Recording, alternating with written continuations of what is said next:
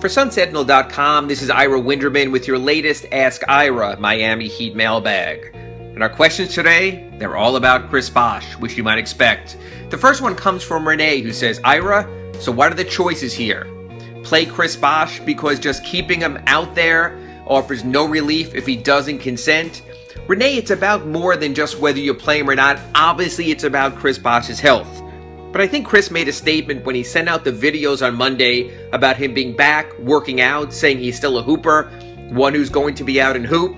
And when Chris's wife, Adrienne Bosh, on her Instagram and Twitter said that her husband would be back this year, we know what Chris is thinking now. He wants to be back on the court, just like he wanted to be back on the court last season during the playoffs. The Heat tabled that. Now we're a month from the start of training camp, and I think the decision has been made that Chris will be there, Chris will try to play.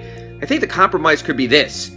The clock on Chris's salary cap money getting reset still starts on February 9th. It would have to be a calendar year, but preseason games do not count.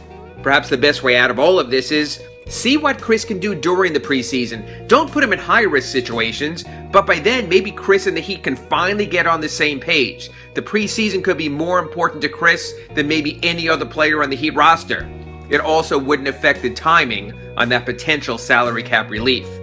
Our second question comes from Mitchell, who says, Ira, are the Heat trying to steer Bosh into retirement? Mitchell, it doesn't matter what the Heat or Pat Riley or Mickey Arison are trying to do.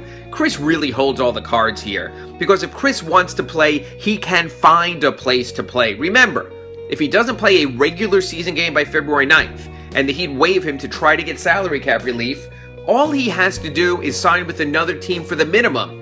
And the Heat would still be on the hook annually for all the money remaining on his deal. This is something that has to be worked out in compromise, in concert with Chris Bosh, not something the Heat can necessarily dictate. And our last question comes from 954egg, and please get a name or at least a picture on your avatar, who says, will Bosh be 100% when training camp starts? Well, unknown person, I put it this way.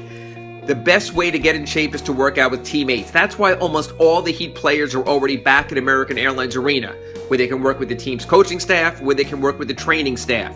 Chris was a tri-captain last season. With Dwayne Wade gone, he'll probably be a co-captain.